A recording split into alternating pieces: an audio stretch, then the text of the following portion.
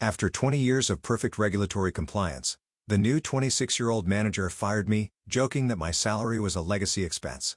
Pity for him that legacy included my signature on the federal filings. Their $5 million fine arrived a week later.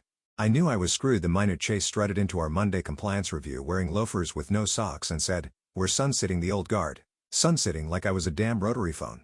2 decades of bulletproof regulatory reporting, gone with a smirk and a PowerPoint template he probably stole from LinkedIn. It was month end, which meant we were 2 weeks out from the Form 86B deadline, one tied to our chemical storage permits and air emissions compliance. The one that legally required a wet signature. Mine, not DocuSign, not Chase's Slack emoji high fives. But, hey, Chase had a vision. And apparently, that vision included firing the only person in the building who knew how to file that form without getting the Environmental Oversight Department breathing down our necks with hazmat suits and subpoenas. He called it a modernization initiative. We were overweight with legacy processes. I asked if he'd reviewed the last audit notes. He waved his hand like he was swatting a fly off his gluten-free lunchbox and said, "No need, we're agile now." Then swear to God, he laughed and said, "Don't worry, Linda. We'll archive your Rolodex in the company museum." And listen, I get it. Compliance ain't sexy. It's not salsa dancing in Mexico with the interns or pitching NFTs to confused investors. It's paper cuts, ink smudges, and binders thicker than Chase's sense of irony. But those binders mattered. They kept our name out of federal enforcement bulletins. They kept his bonus intact. By the way, quick break in the trauma. If you've listened this far and haven't hit that subscribe button, I got one thing to say. 97% of y'all are freeloading like Chase at a compliance meeting. Hit the button. Keeps the lights on and gives our team a reason not to cry into their keyboards. Anyway, back to the circus. Chase introduced himself at the all hands like he was auditioning for TED Talk. "Hi. I'm Chase. I believe in disruption, innovation, and breaking the rules that don't serve us anymore." The room clapped. Someone even wooed. Meanwhile, I was sitting there wondering which rule he planned to break first, chemical hazard storage or labor law within the week. Started calling me Legacy Linda in team meetings. Said it like it was a nickname, like we were on a sitcom. "Legacy Linda, do we really need to print those filings? Trees are dying." He'd chuckle. Everyone else laughed too. Nervous, forced. They wanted to keep their jobs. I didn't blame them, but I knew what he didn't. Every single one of our annual filings was tied to a chain of custody, and that chain ended with my signature, not a job title. Not a department. Me? It was my name on the EPA's internal whitelist. My fingerprint scanned into the Department of Environmental Oversight's legacy system. And if that filing wasn't submitted by a pre-cleared signatory, the whole operation risked getting flagged for federal audit. That meant delays, fines, and if they found even one missing hazard disclosure, maybe even criminal referrals. I said none of this.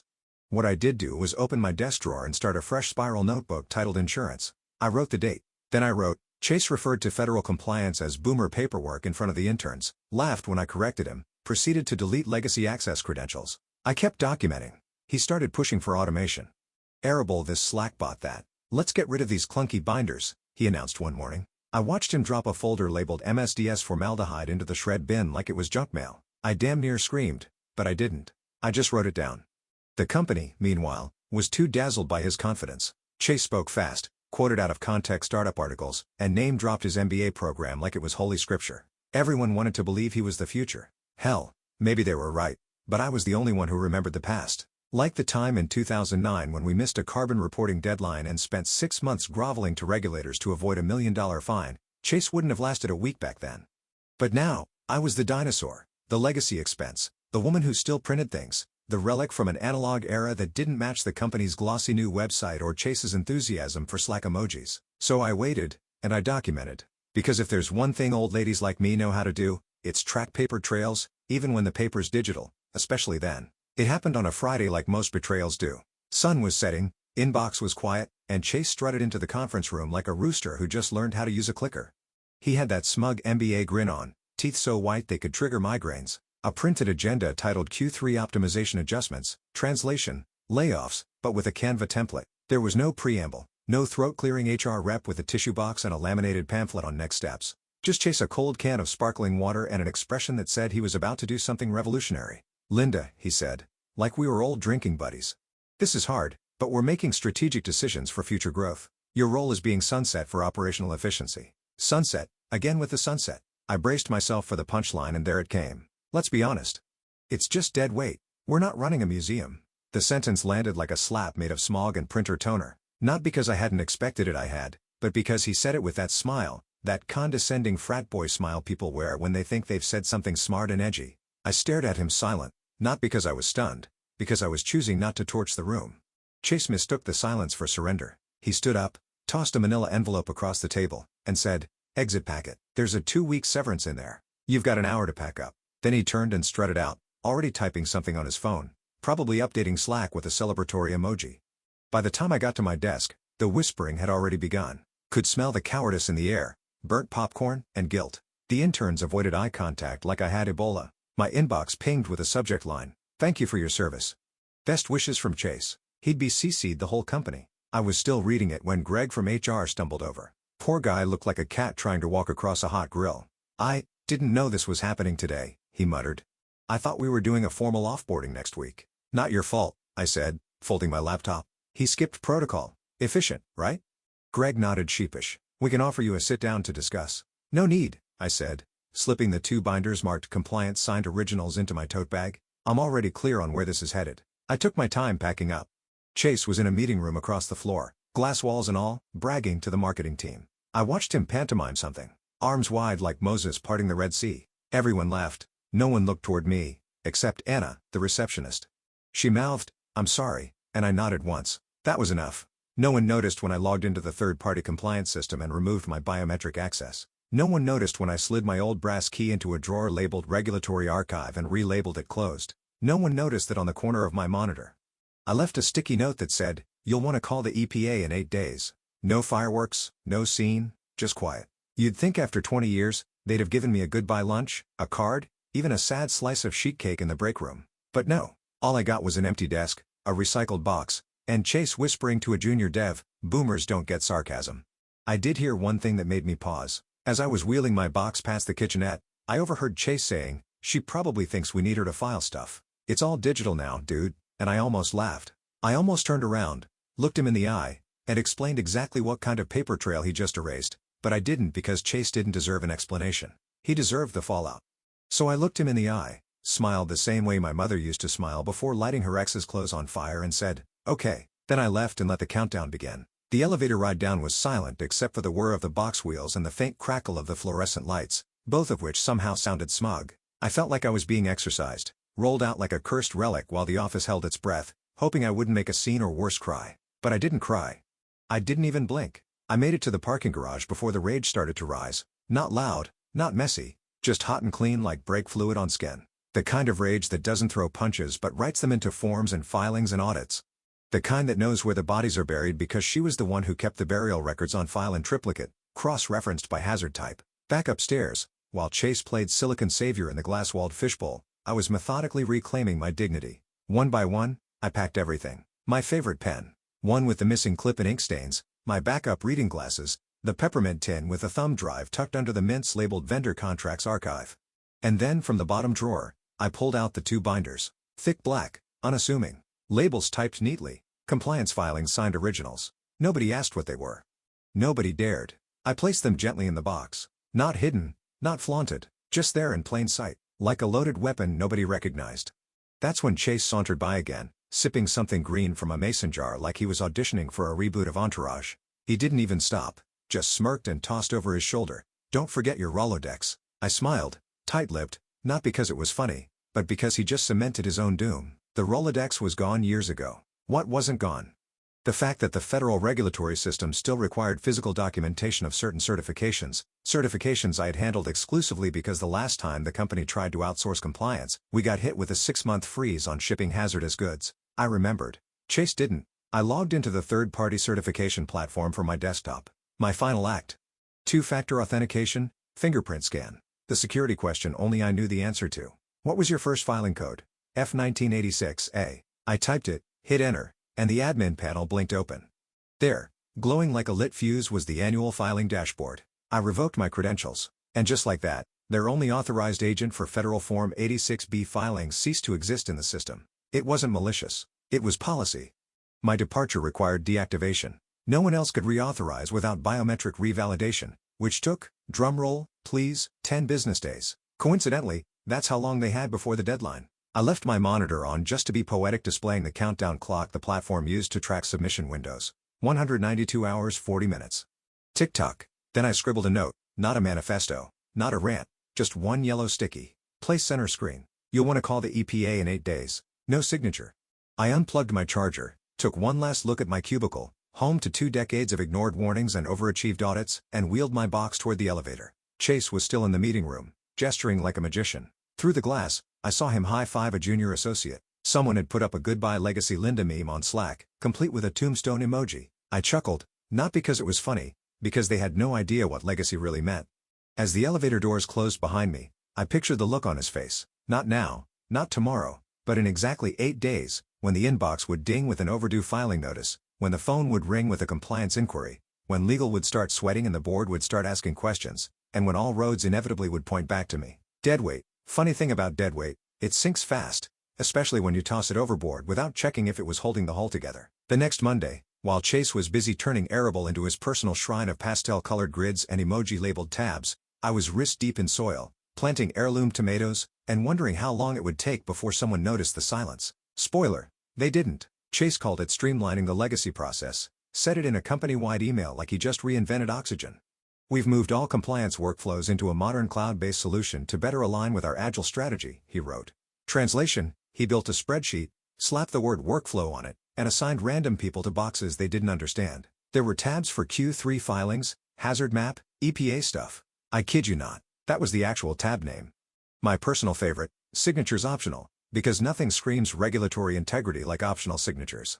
Meanwhile, back in the real world, the Department of Environmental Oversight doesn't give a damn about Arable. What they do care about is whether Form 86B is submitted on time, signed by a pre-approved agent and physically archived in accordance with Section 9C of the Federal Hazardous Materials Reporting Act, not a digital checkmark, not a Slack thread titled "Looks good to me," a pen, a date, a real goddamn signature, but none of them knew that. The compliance bot Chase installed sent cheerful reminders like, "Don't forget to submit your forms by EOW," followed by gifs of cats high-fiving. Nothing in the system even checked for the signature field because Chase had removed it, said it was clutter. And I didn't so much as lift a finger. I sat on my back porch in cargo shorts and a faded company hoodie, sipping sweet tea, and listening to the bird shit on the roof. I trimmed basil, mulched the beds, sharpened my garden shears to a lethal shine. When the mail arrived, I sorted it slowly, like a woman with nowhere to be and nothing to prove. Some mornings, I'd glance at my phone and see old coworkers resharing Chase's motivational quotes on LinkedIn. Good leaders don't ask for signatures, ask for solutions. One post had 48 likes and a comment from a junior manager, loving the new era of innovation. Sure you are, kid. On day 4, I opened the news and checked the department's press release page. Quiet. On day 5, I checked the filing portal, public access. Our company's Form 86B wasn't listed. Not filed. Not pending. Not even started. Perfect. I turned off notifications and returned to pruning my hydrangeas. Blue ones this year, they like the acidic soil better. I hummed a little as I worked. Something from the 70s, a song my dad used to sing under his breath while fixing the carburetor. Ain't no sunshine when she's gone. Day 6, nothing. Day 7, still nothing. Chase, I imagined, was giving himself digital high fives.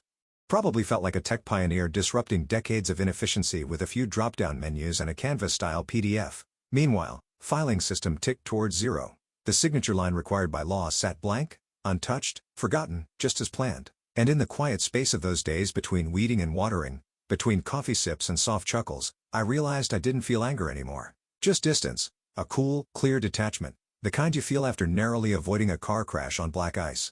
You sit there afterward, gripping the wheel, heart slowing, and think I lived, but damn, that was close. That's what working under Chase had become, a 2-year skid toward disaster disguised as growth. Now I just waited, letting gravity do the work. No pushing, no plotting, just silence and time, because the beautiful thing about regulatory systems, they don't forget. They don't forgive, and they sure as hell don't negotiate with Arable. Day 9. I was in the garage sharpening my shears when the call came. Blocked number, which normally meant either a scammer or my ex-husband's new girlfriend trying to clear the air again. But I answered anyway, wiping dirt off my hands with the same towel I used to clean carburetors. "Linda," a voice said, shaky but familiar. "Hey, Kelly," I said, slipping into a lawn chair, still surviving finance. There was a pause. Then barely above a whisper, "You were the compliance signatory, right?" Now that got my attention. I said nothing, just listened as she continued.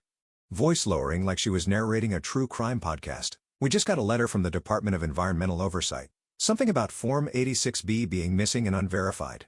It was marked urgent, like, all caps urgent." Still, I said nothing. Let the silence stretch just enough to make her nervous. "I mean," she stammered, You always handled those, right? Chase told us you had it all set up to autopilot. I nearly laughed. Not because it was funny, but because that was the exact moment the Jenga tower started to wobble. I pulled out my phone, scrolled through screenshots I'd saved. Ah, there it was. Chase's now immortal Slack message posted in the #Ops Innovation channel. Don't worry, that old bat had everything on autopilot. We're just cleaning it up, smiling face with sunglasses. God bless emojis. They make screenshots so much more damning. I didn't confirm anything to Kelly. Just said forward me a copy of the letter for my records. She hesitated. Finance is trained not to leak, but I reminded her I still had copies of the vendor licensing schedule she'd bungled in Q1. The attachment came through 2 minutes later. Department of Environmental Oversight failure to file Form 86B, immediate action required. Failure to comply may result in fines of up to $5 million, suspension of permits, mandatory audits, $5 million. For form that takes 30 minutes to prepare, 1 minute to sign, and 10 years to understand the consequences of ignoring. I made myself some tea real slow. Sat on the porch swing and watched a squirrel dig up one of my basil plants like he was looking for evidence. Then I opened my laptop. New folder. Labeled it insurance in all caps just like the government's letter. First file, the Slack screenshot. Second file, my termination letter signed by Chase dated exactly 9 days before the Form 86B deadline. Third, an email from legal 6 months back thanking me for personally ensuring compliance consistency year over year. Fourth, a calendar export showing my biometric renewal scheduled annually every April. Fifth, a printout of the department's digital filing log. No submission, no signatory. Just an empty row. And then just for the poetry, I threw in a photo of the sticky note I'd left on my monitor. You'll want to call the EPA in 8 days. I wasn't sending anything yet. Not to the board, not to the media, not even to my lawyer. No, this was still the quiet part, the prelude, but make no mistake, I was setting the table. And Chase was the main course. He was out there somewhere, probably feeling invincible, probably still drinking green sludge out of mason jars and patting himself on the back for streamlining compliance.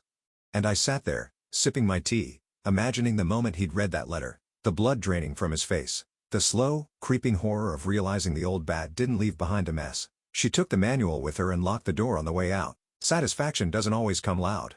Sometimes it comes with Gmail drafts, color-coded folders, and a squirrel tearing up your herb garden like he's staging a tiny protest. I let him. Hell, I even gave him a peanut because some chaos is worth feeding. It hit the company like a mortar shell on a Monday morning. The formal notice arrived via certified mail and email. Subject line, all uppercase. No emojis this time. Notice of Penalty Form 86B non-compliance pursuant to Section 9C of the Federal Hazardous Materials Reporting Act. Your organization is subject to a preliminary penalty of $5 million pending full audit and regulatory review. Immediate response required. The kind of email that makes executives choke on their oat milk. By 9:17 a.m., every glass-walled office was lit up like a Christmas tree in hell. Conference rooms filled. Calendars auto-populated with emergency compliance review. Someone even pulled the blinds on the break room. Like, the smell of liability couldn't pass through a Keurig machine. Chase scheduled a mandatory company-wide Zoom at noon. He opened it with that same too casual tone he'd used the day he fired me, except now his voice had a tightness in it, a tremble barely hidden under his usual buzzwords. Hey, everyone, look. This is just a temporary hiccup. We've received a notice from the Department of Environmental Oversight regarding a missed filing. We're addressing it, and I want to assure you that it stems from an outdated process that we've already moved away from. Outdated process. As if the process had mailed itself to Washington with a blank page and a middle finger stapled to it, Chase smiled wide but off. You could see the sheen of panic sweating through his Patagonia knockoff. Cheap fabric doesn't hide a man unraveling. A few people nodded politely. Most just looked at their keyboards, silently calculating how close their name was to this particular fire. Then the VP of Legal unmuted. Her voice didn't shake. Her camera didn't flicker. She leaned into the mic like she'd been waiting her whole career for this question. Who had federal filing authority? Boom. The silence that followed could have dropped a satellite. Chase blinked, swallowed. His eyes darted off camera. Probably toward a half-finished arable tab titled something useless like Compliance Light or Forms in Progress raising hands. He stammered something about shared ownership and transition periods and institutional knowledge gaps, but the VP just repeated slower this time, who had filing authority. By 3 p.m., legal had compiled a preliminary timeline, and it didn't look good. I wasn't in the building, obviously, but I imagined it like a crime scene. Cubicles cordoned off, printers silent, everyone tiptoeing through their inboxes looking for anything that might link them to the dead filing. Someone must have panicked because HR called me. 3 times, I let it go to voicemail. Each one more desperate than the last. Hi, Linda, this is Tanya from HR. Just wanted to touch base, Linda. We really need to speak with you urgently. Just to get a sense of your role, please call us back. We'd like to make this right. Make this right as if you could glue a filing signature back onto a voided form like a paper doll. I didn't call back. Instead, I watched the clouds roll in over the backyard. The hydrangeas were finally blooming. The blue ones had deepened into that kind of electric midnight hue you only get from well-acidified soil. I smiled. The news hadn't broken yet, but it would. A $5 million fine makes headlines, especially when it involves hazardous materials and a company that thought Arable could replace a legal filing system. The best part? I hadn't done anything. No sabotage, no whistleblowing.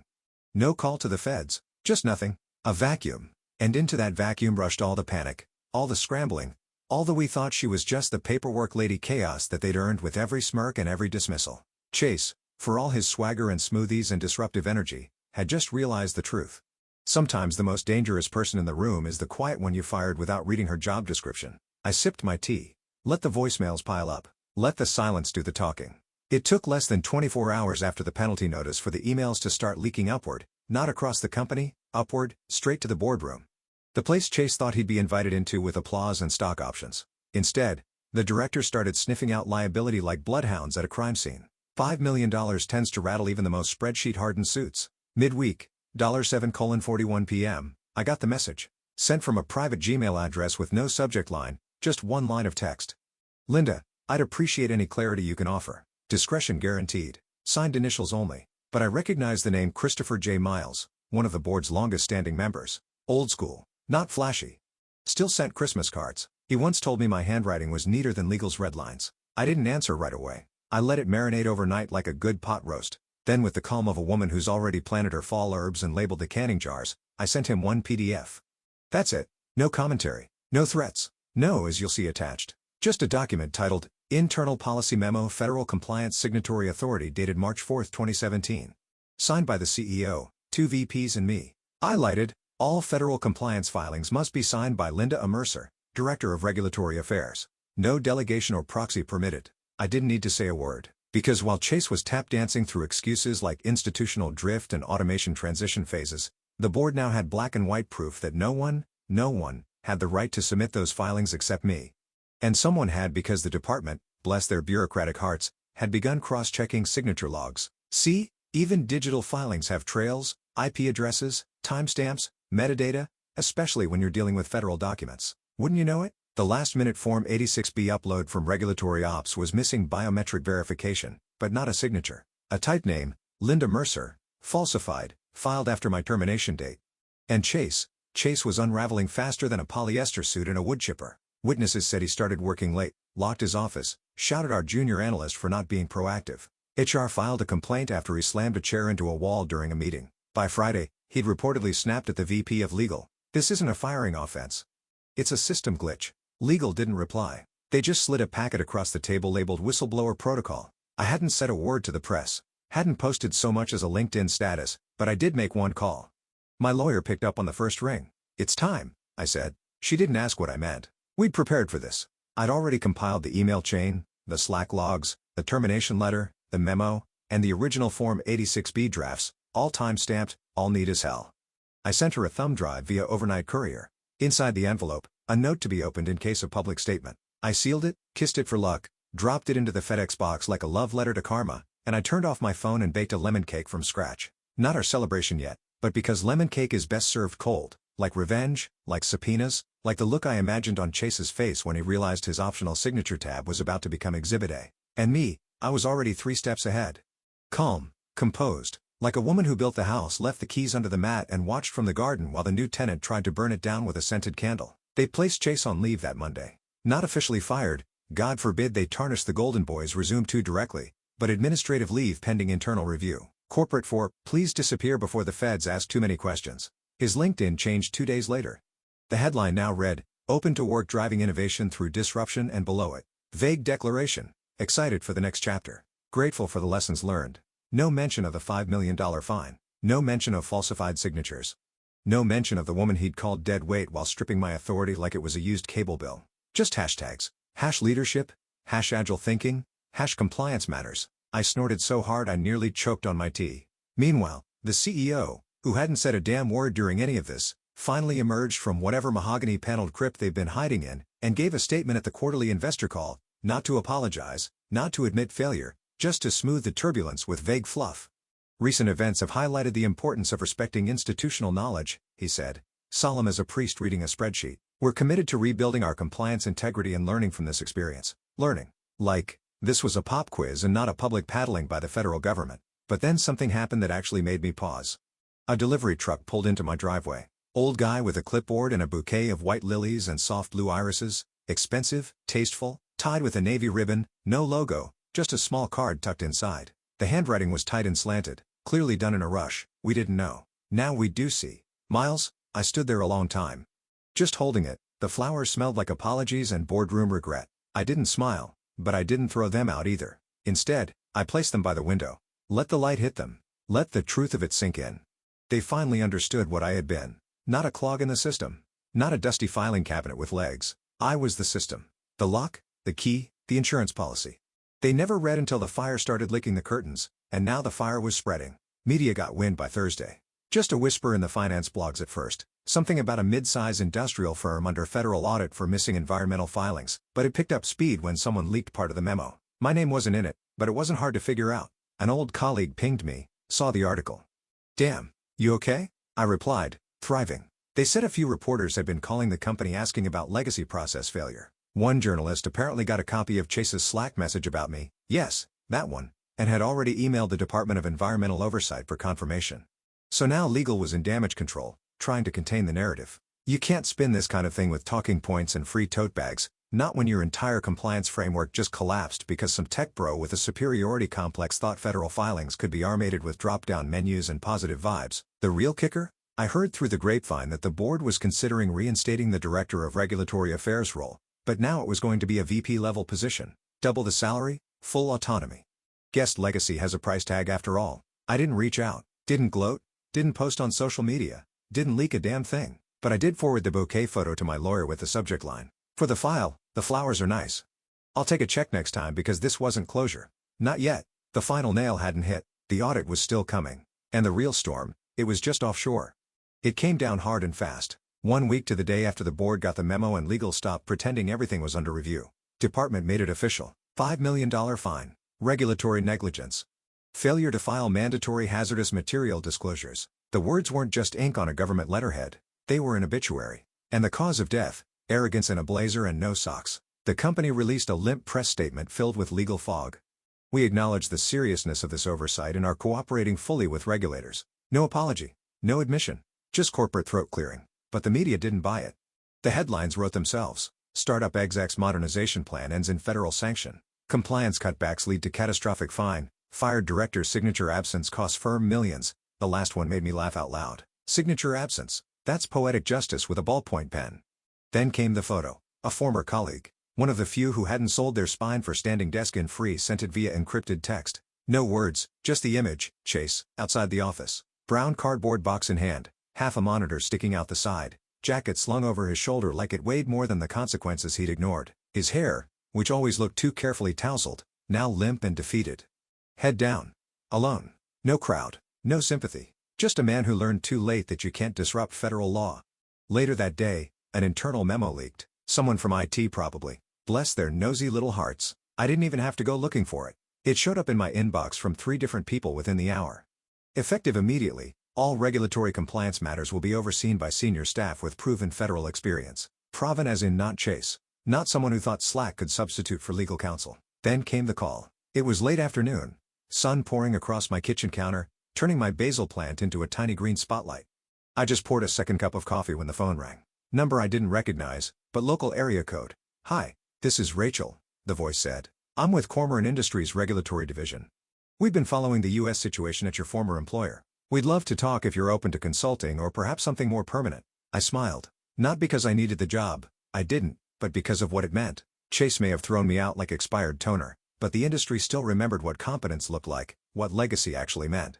"Let me think about it," I said, which is polite speak for you'll be hearing from my lawyer. After the call, I sat quietly for a while. The air was still. Even the neighborhood squirrels were taking the day off. Then I noticed a familiar envelope in the pile of mail by the door.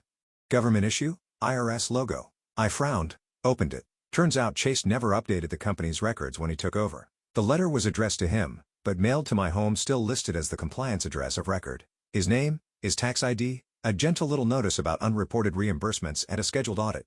For a moment, I just stared at it. The irony was so rich, I nearly licked the envelope. Then slowly, deliberately, I fed it into the shredder. Let it whir and grind like a victory parade. Legacy expense, I muttered, chuckling to myself.